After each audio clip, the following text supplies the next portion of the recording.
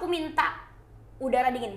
Lalu ada orang yang ngipasin aku pakai 1000 kipas setiap hari. And then ada orang yang datang dengan AC gitu loh.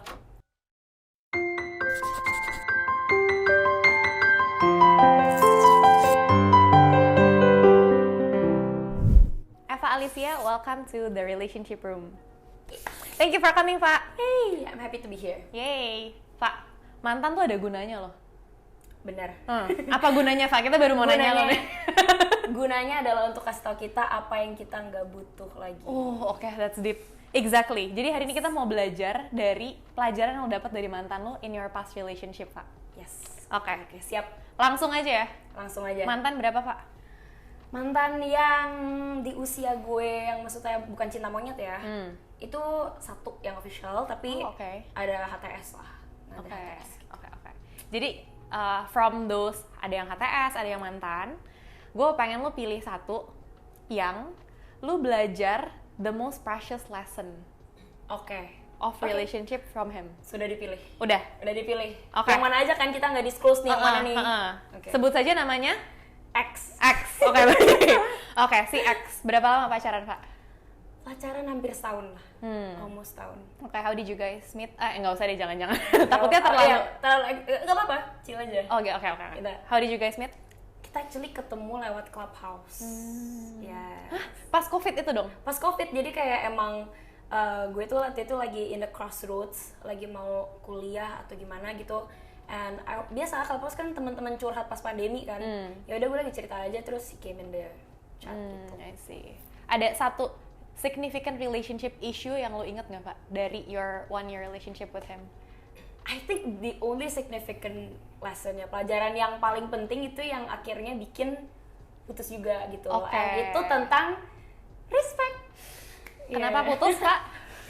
Aduh, ini banyak banget tau yang nanya-nanya juga kenapa putus. Tapi menurut aku semua relationship itu gak cukup cuman cinta doang.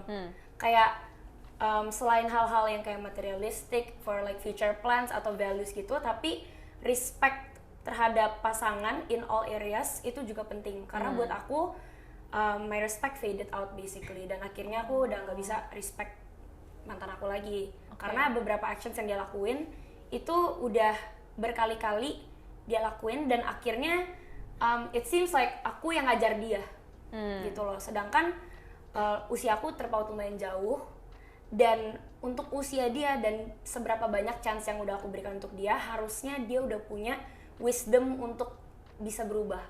Dan aku di sini not to say that orang-orang nggak bisa berubah ya. Menurut kalian apakah mantan bisa berubah? Menarik. Kayak bukan mantan lah, orang tuh bisa berubah gak sih menurut kalian? Bisa, oke. Menurut aku tuh juga orang tuh bisa berubah. Cuman kecepatan orang bisa berubah itu cocok sama kamu atau enggak. Contohnya kayak gini, bisa aja aku ketemu orang yang aku minta udara dingin, lalu ada orang yang ngipasin aku pakai 1000 kipas setiap hari gitu. Famous analogy. Yes. And then ada orang yang datang dengan AC gitu loh. Of course kita appreciate effort dia untuk bisa ngipasin aku 1000 kipas, tapi sebenarnya essentially yang aku butuhin dan improvement yang aku butuhin adalah seseorang yang bisa kayak, oke, kipas doesn't work for you, sini gue bawa AC. Gitu loh. Jadi waktu itu mantan aku tuh berubah, tapi bukan di kecepatan yang aku butuh dia untuk berubah gitu. Paham gak sih maksudnya? Jadi ini tuh masalah inti utamanya adalah lu nggak bisa respect dia, atau dia yang nggak respect lu? Dia nggak respect gue awal-awalnya, dan gitu. gue mengajari dia cara untuk respect gue kayak gimana. Tapi dia terus make the same mistake all over again gitu, dan akhirnya ya mau memaafkan dan mau memberi chance berapa banyak, tapi it's no longer kayak aku bisa lihat dia sebagai a man that I can rely on. Sedangkan menurut aku lumayan alpha juga sih. Kayak di dalam kehidupan karir aku juga ya kan, bisa tau lah ya, aku kerja dari usia yang muda juga, I have my values, aku punya prinsip gitu. Aku pengennya seseorang yang bisa tuntun aku juga, bukan aku yang nuntunin dia. Karena apalagi with what I'm dealing every day, I need someone yang justru bisa jadi wisdom aku juga lah untuk aku bersandar if I need help. Pak, can you give us a little bit of context? Disrespect-nya tuh kayak gimana sih? yang lo comfortable aja to share. Oh, jadi ibarat gini deh, kayak I think it has to do with mental baggage dia sih. Oke. Jadi emang sebuah mental baggage dia yang I think it's like a disease, bukan kayak disease ya, itu kayak penyakit yang bisa kambuh. Oke, so it's not his it's not kayak up to his, apa ya, kayak itu bukan keinginan dia gitu untuk. Aku tahu dia pengen berubah. Oke. Dan dia pun sebenarnya pengen berubah. Tapi ibarat penyakit yang kamu nggak tahu bisa kambuh, itu bisa kambuh lagi anytime. Jadi makanya aku udah bilang kalau misalnya sebenarnya Ci, aku tuh putus bukan karena aku waktu itu udah nggak sayang sama dia. I cared about him as a person. Tapi aku pengen supaya aku masih bisa tetap ngelihat dia tuh sebagai seseorang yang Kamu bisa respect lagi. Karena at that point tuh aku udah ngerasa bener-bener all aspek di hidup tuh aku lebih maju dibandingin dia. Kayak secara mental ya maksudnya. So I needed that time buat in case nih kita ketemu lagi di masa depan gitu ya. Dia tuh bukan seseorang yang ibarat tuh aku nggak bisa respect lagi gitu loh. Ibarat gini deh, kalau misalnya kamu sama cowok gitu ya, kayak ibarat sama cowok kita temenin dia berubah sampai 5 tahun ke depan. 5 tahun ke depan kita akan tetap lihat dia sebagai anak kita gitu loh. Paham gak sih? Ngerti, paham. Sedangkan kalau misalnya aku putusin right then and there, and then one day kita nggak tahu ya jodoh dunia ini kayak gimana. Aku ketemu dia dan dia udah di point dia udah bisa berubah. Dan He was on his own gitu. Iya, aku udah bisa respect dia kayak emang you did it on your own, bukan karena aku gandeng lagi gitu loh. Pak, tapi kalau dari diri lo sendiri, lesson learn-nya tuh lebih ke pas lagi memilih, kayak pas PDKT gue salah pilih, atau lebih ke it's something that I should have done or I should not have done in the relationship before or during? Harusnya aku lebih dengerin red flags-nya. Memilih ya berarti, before ya? Bener. Oke. Dan ini sesuatu yang aku pelajarin juga, kalau seseorang punya environment, pertemanan dia, hobi-hobi dia, dan bahkan background keluarga dia, itu matter banget ke value orang itu. Jadi dulu aku kayak ya udahlah bibit bebet bobot apa sih, tapi sekarang kayak bibit bebet bobot. Jadi pas PDKT ada red flag? Ada. That you ignored? I ignored karena I believe that kayak people can change gitu loh, kayak I mean kayak okay. People cannot be based dari bibit bebet mereka doang, tapi ternyata sekarang aku sadar kayak oh no, the saying is for a reason gitu loh. Jadi lu percayanya orang nggak bisa berubah? Aku percaya orang nggak bisa berubah. Sekarang aku percaya orang nggak bisa berubah sesuai kecepatan yang kita mau gitu loh. Jadi dari awal mendingan daripada lu expect dia berubah, lu ketemu yang udah lumayan cocok aja in the first place gitu loh. So don't get into a relationship hoping that this person will change gitu ya. Yes. Itu, dan jangan expect dia berubah di kecepatan yang lo mau. Oke. Kalau lo mau sabar boleh. Lo mau sabar nunggu dia berubah boleh. Tapi ya it's on you. Sakit-sakit hatinya di lo, ngededelnya di lo, dan gak ada yang bakal jamin gitu loh dia actually bakal berubah gitu. It's like taking a gamble lah. Makanya dari awal kalau lo ketemu yang udah 90% cocok sama lo, mendingan sama yang kayak gitu aja gitu loh. Jangan yang ya karena you vibe, chemistry gitu. I think kayak ini hot take, unpopular opinion, tapi menurut gue lo bisa jatuh cinta sama banyak orang. Dan at the same time? Sama banyak orang, maksudnya not at the same time, tapi yeah. I can fall in love with you, I can fall in love with anyone else. Ya bukan kayak gitu ya, maksudnya I can fall in love with anyone else kalau emang dikasih waktunya dan situasinya yang bikin jatuh cinta gitu. Jadi menurut aku soulmate itu bisa banyak. You can fall in love again, ya kan? Ya. Gitu maksudnya. Maksudnya gini, jangan sampai karena kamu ngerasa kamu paling cocok sama vibe sama dia, nggak akan ada yang bisa ngertiin kamu lagi. Itu kamu nggak akan ketemu pasangan lagi. Nyatanya kamu kan ketemu banyak banget orang yang bakal survive sama kamu. So you felt like that before? I felt like nobody could understand me more than him.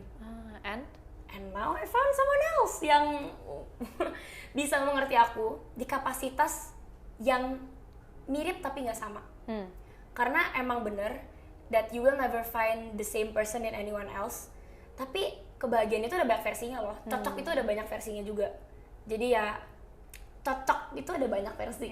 Jangan stuck di satu versi gitu loh bahasanya. So to girls or guys yang sekarang lagi galau mau putus atau enggak, tapi alasan nggak mau putusnya gara-gara aduh kayaknya nggak bisa nih ketemu yang kayak gini lagi, what advice would you give them? Oke. Ini suatu advice yang dulu tuh aku gak dengerin, tapi nih buat cewek-cewek yang galau dan laki-laki yang galau, coba kalian tanya orang tua kalian. Oke. You know what? Did you? I did eventually. And parents gut feelings tuh selalu bener. Aku nggak tahu kenapa, tapi mereka tuh udah bisa ngelihat red flags-nya tuh dari jauh yang kita nggak bisa lihat, gitu loh. Dan mereka itu bisa kasih kalian advice yang sisinya tuh selalu side kalian, gitu loh. Kayak kita selalu pikir kayak orang tua gue nggak akan pernah setuju sama gue. Tapi lihat dulu di balik cara mereka menyampaikan ketidaksetujuan itu, mereka tuh selalu berpihak sama kamu, gitu loh. Jadi instead of kamu marah-marah sama mereka karena mereka tuh cara penyampaiannya salah, listen to their actual point gitu loh.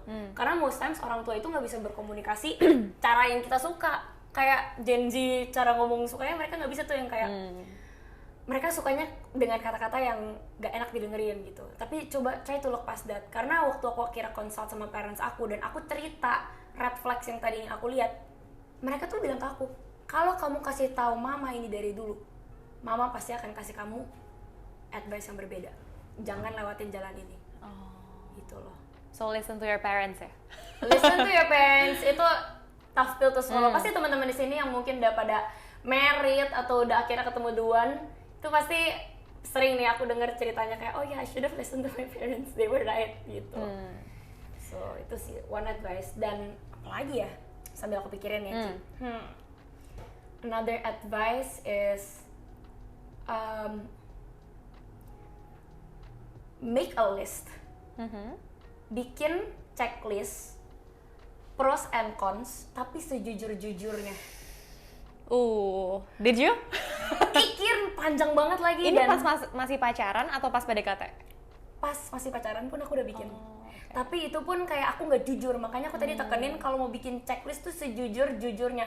Sampai hal sekecil yang kayak aku nggak suka cara dia ngunyah. Bikin misalnya Cons gitu ya? Iya, consnya bikin semuanya. Dan kalian tuh akhirnya bisa ngelihat secara pakai logika, ini tuh worth it or not? Worth it atau enggak? There is always a price to pay. Yes. Are you willing to pay that price ya? Yes. Dan kadang tuh pas aku lihat checklist aku ya, pro-nya tuh kadang kayak simple dan maaf kayak goblok gitu pros yang aku taruh. Contohnya kayak he makes me laugh. Wow. Sorry banget teman-teman. That's a pro lah. Tapi teman-teman aku can make me laugh juga. It's not like a fatal flaw atau enggak like a fatal win. Paham gak sih? Yeah. Jadi aku taruhnya selalu hal-hal yang akhirnya bikin aku ngerasa kayak gila, ini cons-nya berat banget, tapi pro-nya nih dia bikin aku ketawa. Aku nonton podcast juga bisa aku ketawa gitu loh. Tapi gimana caranya, Fa, supaya jujur? Kan kalau lagi di relationship-nya bucin, bias gitu kan. List of pros and cons-nya, lu kan nggak jujur waktu itu. Gimana caranya supaya waktu lagi di relationship kita jujur nulisnya? Aku makanya kredit itu journaling banget sih. Aku anaknya journaling banget. Aduh, ya. Semenjak lagi banyak emotional problem kayak gini, aku resort to solving my own problems lewat journaling. Dan sebenarnya kalau kalian pelajarin journaling itu ada banyak prompts-nya untuk bantu guide kalian juga supaya you can tap into your most honest self gitu. Dan itu dia alasan kenapa sampai sekarang juga nggak ada yang denger dan tahu what led up to the breakup. Tiba-tiba aku putus aja gitu dan semua orang nggak tahu, karena I was actually able to solve my own problems dan come to a decision myself. Karena aku tahu kalau misalnya kita kebanyakan curhat ke orang juga akhirnya berisik gitu, bias ya, berisik bias gitu. It's not your most authentic self gitu ya. Yes, tapi when you're alone in your room with your paper, itu you can just stare the paper and the secret dies with it gitu loh. Why weren't you honest then? Listing out the pros and cons. Because it took time aja sih, simply. To be honest with yourself. Ya, butuh waktu aja. Dan sekarang aku juga udah dalam relationship di mana dari awal aku udah nggak pakai rose tinted glasses lagi, gitu loh. Jadi I think I learned that very well. Kayak oh ternyata aku bisa loh sejujur ini sama diri sendiri. Jadi di new relationship aku tuh aku udah sejujur itu. Pas PDKT filtering langsung jujur ya? Langsung Busuk-busuknya gitu ya? Busuk-busuknya sungguh jujur, bahkan dari anything. Mau se-shallow kayak aku gak suka cara dia jalan, kakinya miring sebelah gitu, aku bakal list out gitu loh. Wow. Gitu. Okay. Dan dari awal aku udah consult orang tua aku. Itu blessing terbesar. Iya. No. So it's safe to say that you're taken now? Yeah, I'm taken. Happily taken. Taken, guys. Yeah. Oke, Pak, last question. From your past relationship yang ini, what do you think that God or the universe wants you to learn for yourself? Mantan aku ngajarin aku kalau hati aku tuh sebesar itu loh. Dan itu bukan sesuatu yang memalukan. Okay. Justru aku harus bangga, aku tuh bisa sayang sama orang sedalam itu, dan hati yang sama ini, hati yang akan sayang sama anak-anak aku nanti, pasangan aku yang the right one, orang tua aku, dan so many other people. Jadi daripada aku sedih-sedih mikirin, aduh aku ngabisin waktu, aduh kayak semua orang udah tahu gitu, I will rejoice in the fact that, wah, I have such a big heart. Gitu, dan baru tahu ya? Yeah, dan somebody else is gonna deserve this heart. Gitu. Jadi udah nggak lagi tuh kayak, kenapa aku selalu disakitin, kenapa aku selalu di X gitu, kenapa aku selalu di Aduh.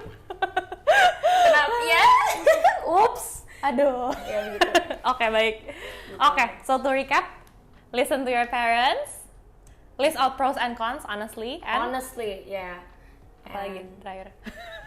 I think when you're listing out itu juga, bayangin teman kalian yang paling brutal dan paling jujur sama kalian, ikutan kalian bikin list itu. Ikutan nanya-nanya ya? Ikutan nanya-nanya, karena itu ngebantu aku sih, karena nggak mikir kayak, oh ya ada satu teman yang aku nggak pengen dengerin karena dia pasti akan selalu suruh aku untuk listen to the red flags.